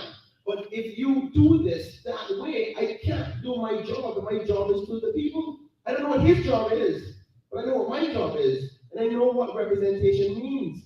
And it seems as if that is something they tried there and their best every they possibly can to avoid, so much so that they know the system so well, they can avoid it.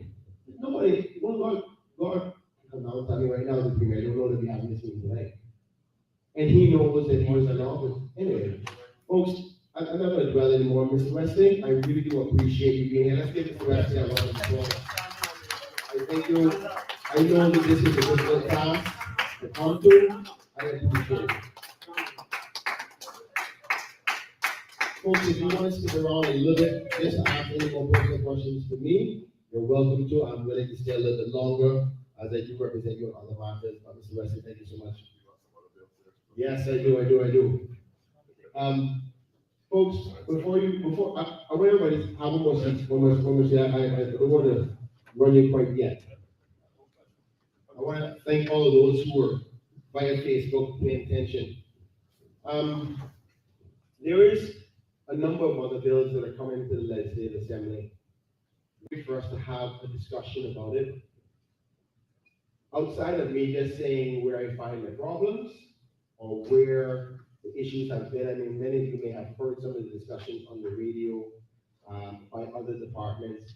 Some great citizens, like the Concerned Citizens Group, have even met with the ministry on some of those laws. Like, for instance, the prescription, the amendments to the prescription law, as well as the registered land law that deals with the right of ways.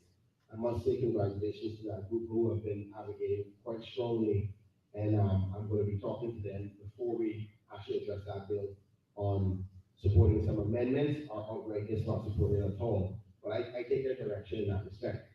But the only reason I am somewhat reluctant to go into too much depth into some of the other laws is because the questions that you need answered, I can't give you. I am not the person that have created the policy decision to bring these bills. There's a policy position is the reasoning behind why you create a law. Only the person or persons who create those reasons can give you the answers as to why this particular sentence on section 3A of the bill says what it says, what they're trying to accomplish.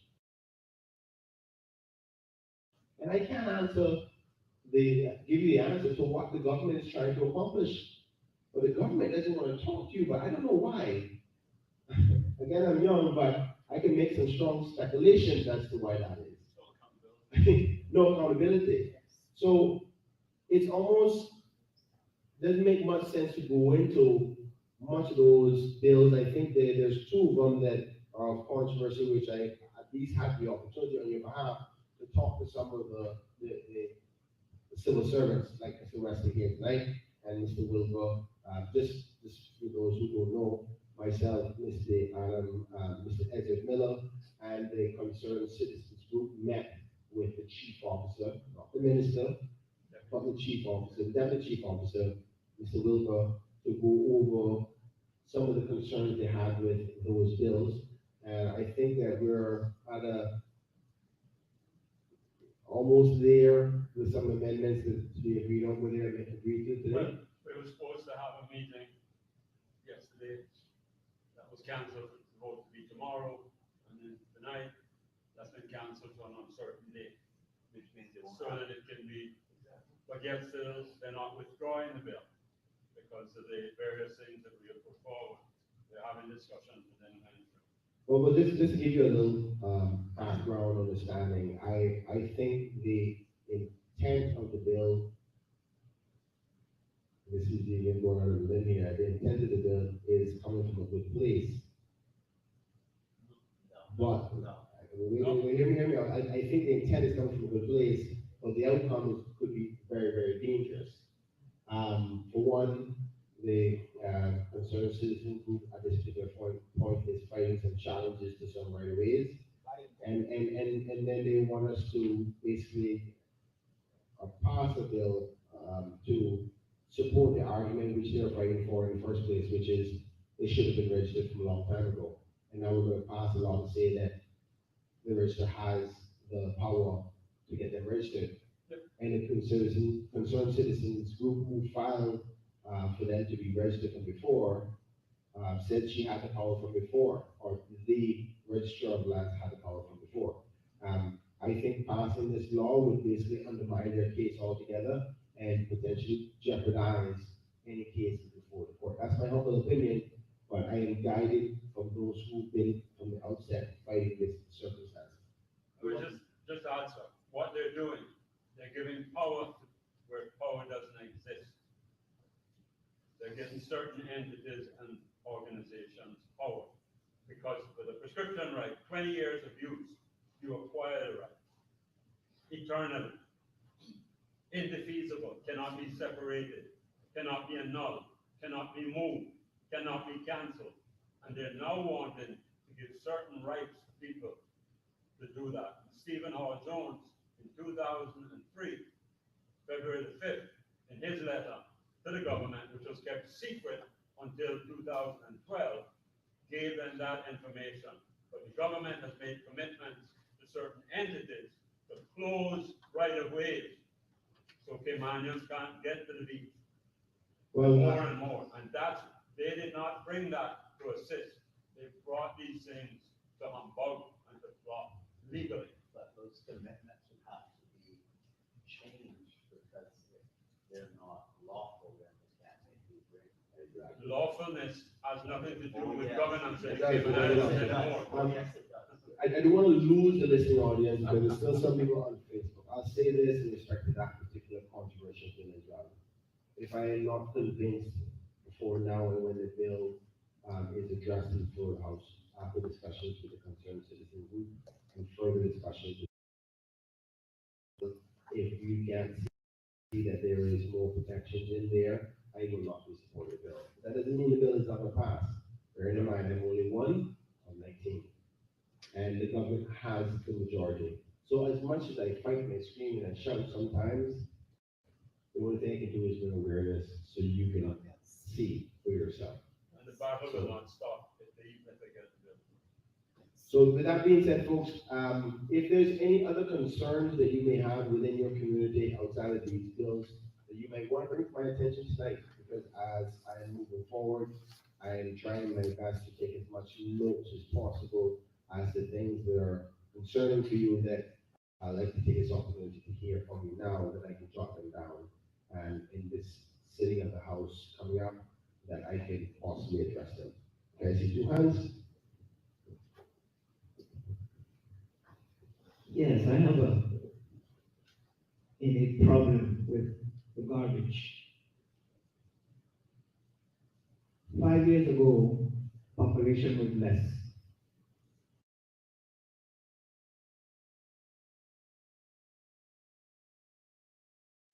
They were picking up garbage 3 times per week, Mondays, Wednesdays, and Saturdays.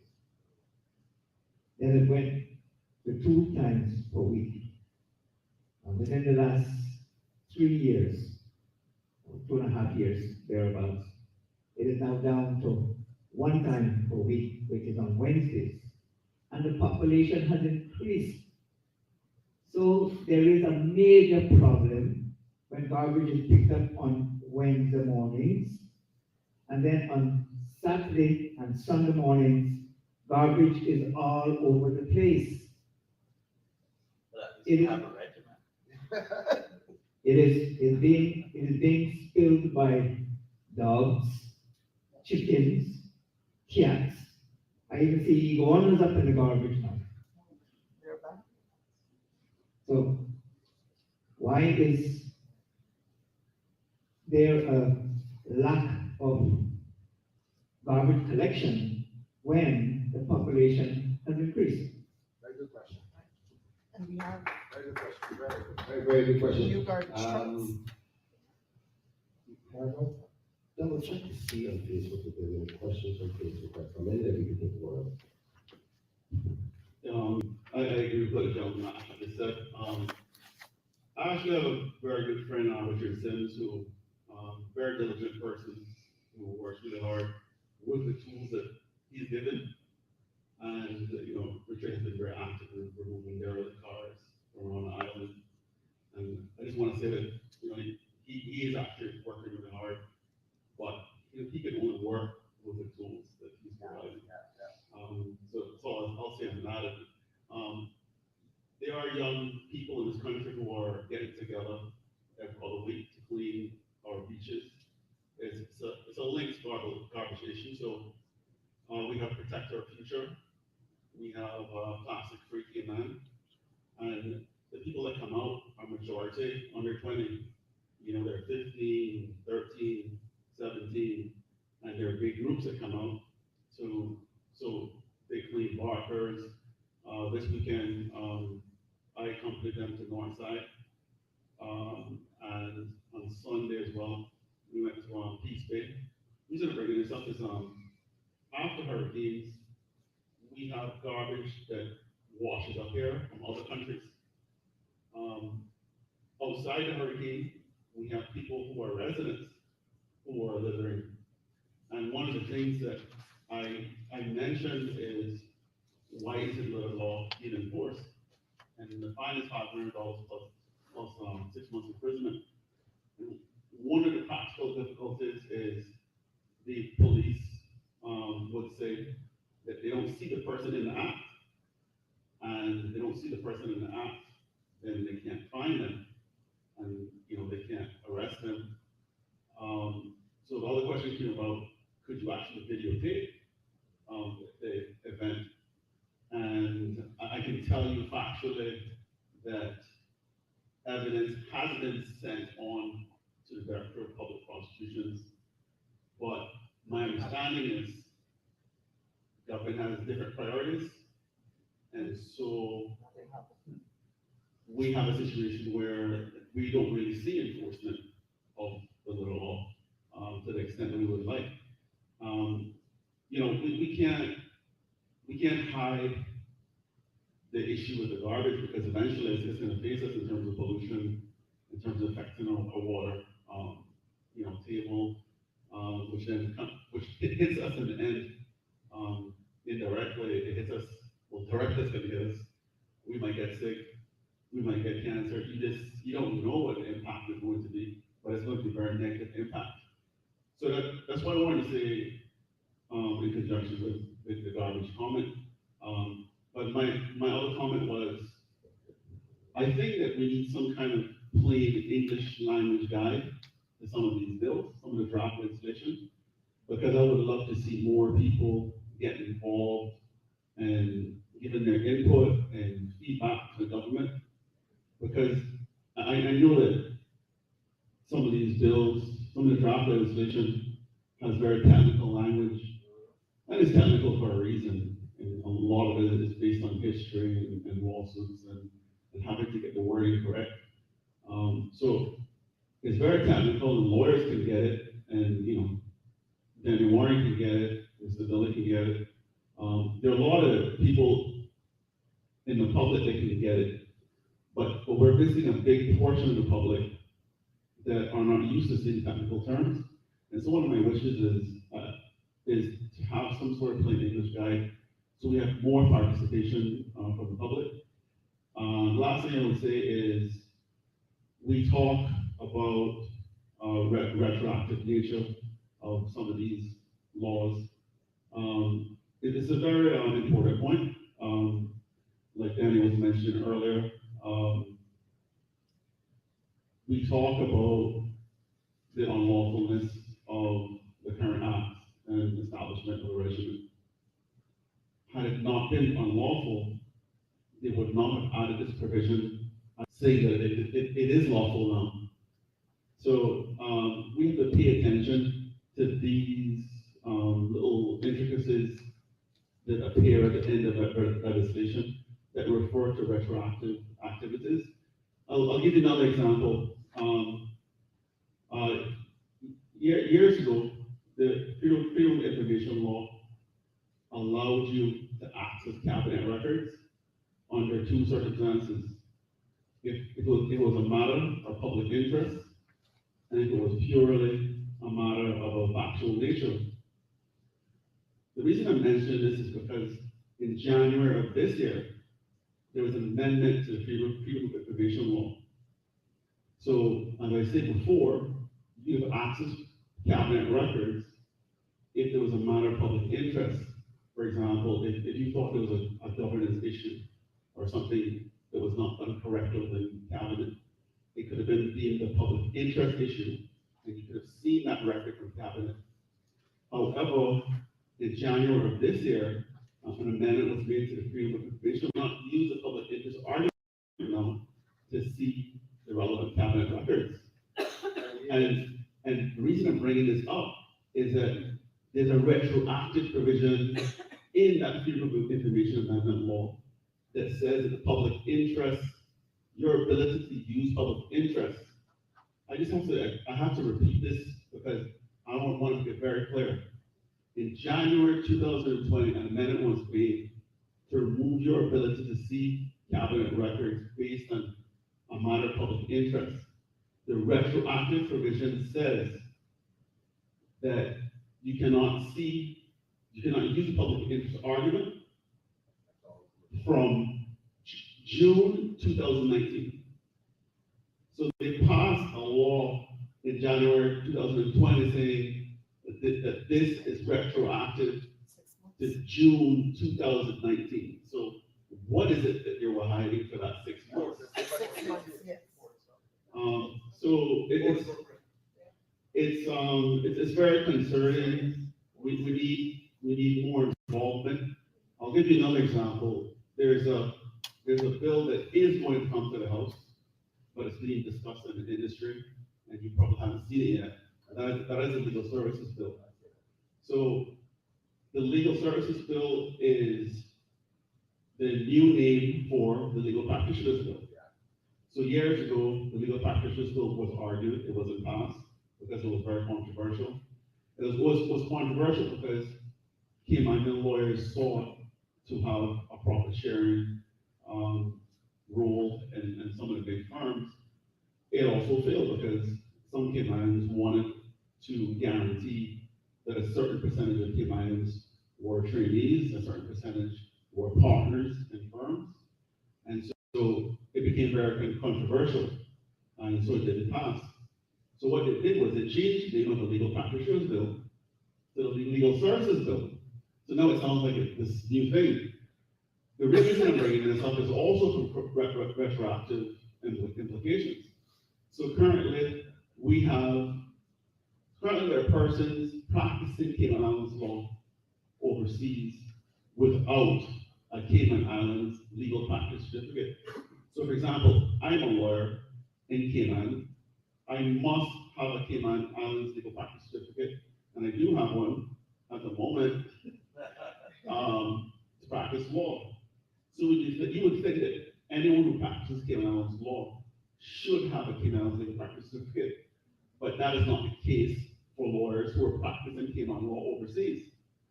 There are persons practicing Cayman Islands law overseas without a Cayman Islands legal practice certificate who are making money off of Cayman Islands law, who are profiting economically off of Cayman Islands law, some of whom have never been to Cayman. Why am I bringing this up? The retroactive provision within this law. So if this legal services bill passes into law, what's going to happen is they're not going to punish any of these people for practicing Cayman Islands law all these years without a Cayman Islands legal practice certificate. They're not going to punish them. You know what they're going to do? They're going to issue them a Cayman Islands legal practice certificate if the legal services bill passes into law. That's what's going to happen. That's the impact of retroactive provisions, and that's why I say we need to have a plain English guide so that more people can participate, so that more people can give their input. We're all stakeholders. You know, you don't have to be a lawyer to be a stakeholder, because if it happens in law, it's going to happen to all industries.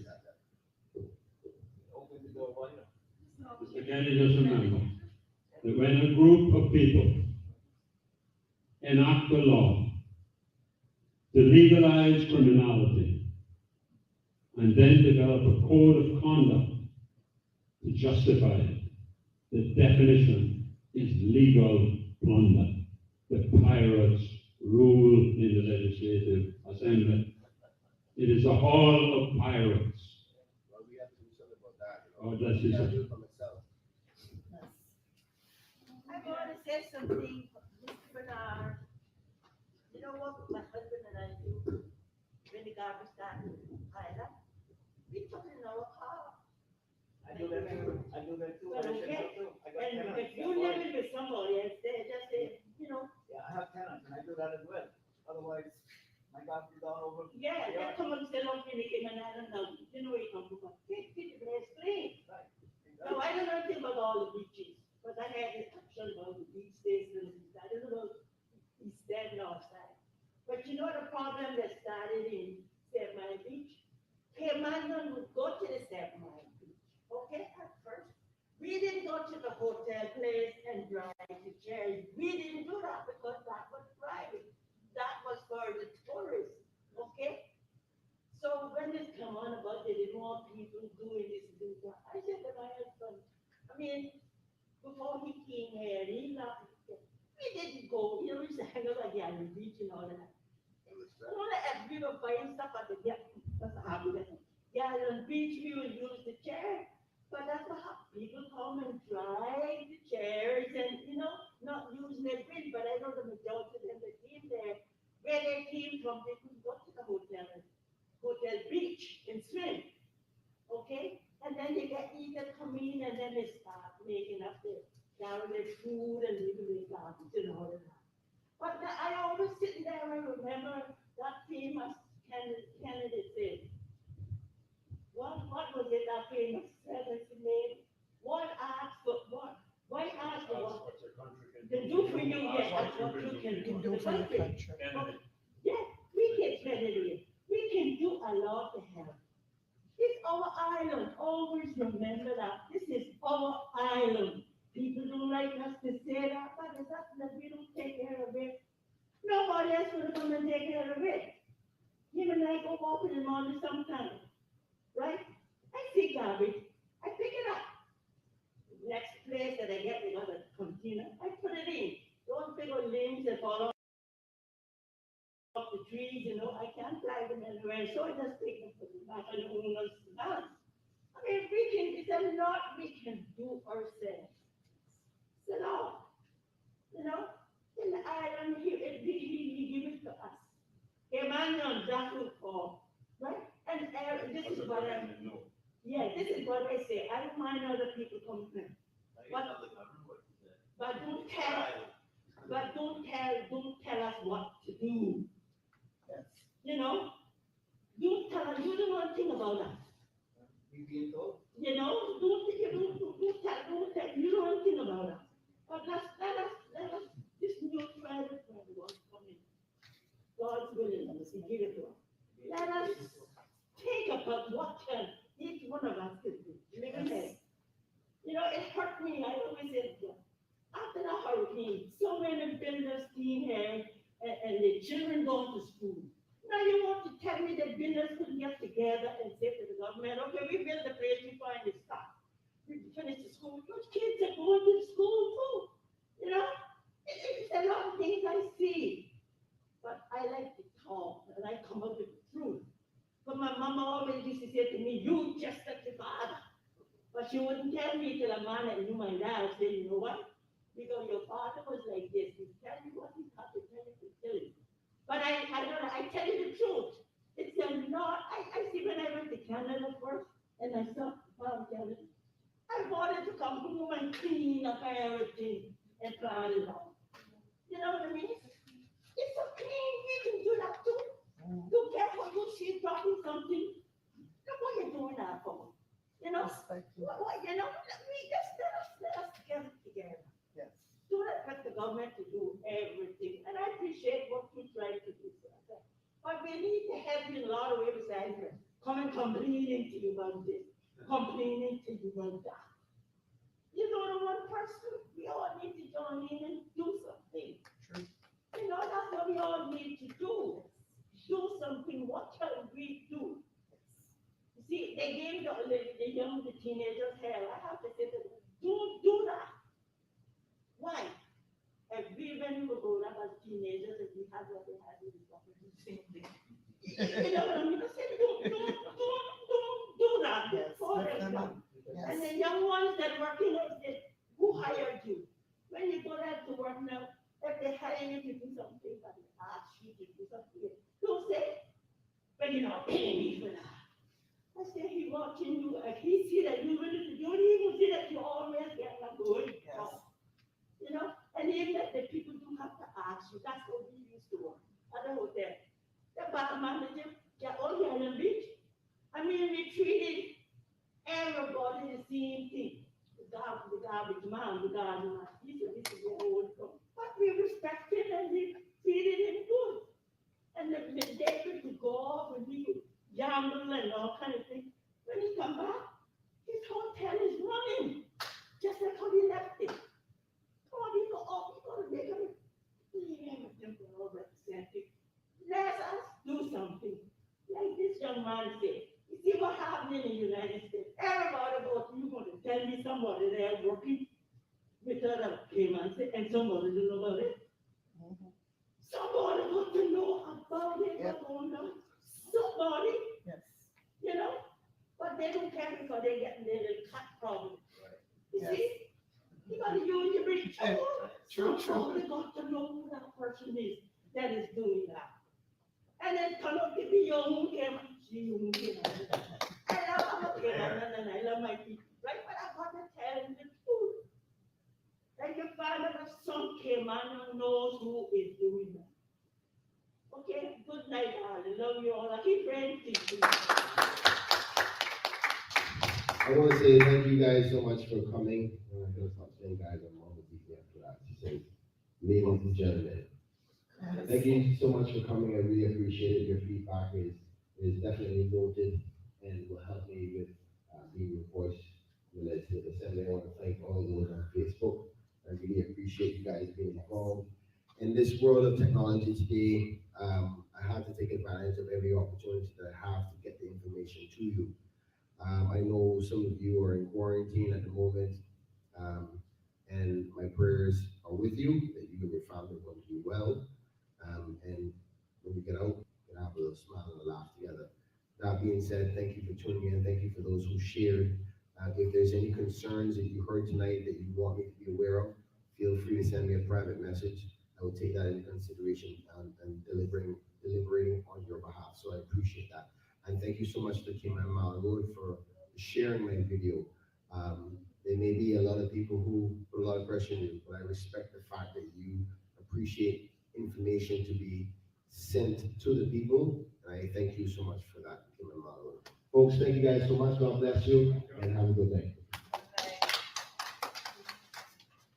Was no additional questions.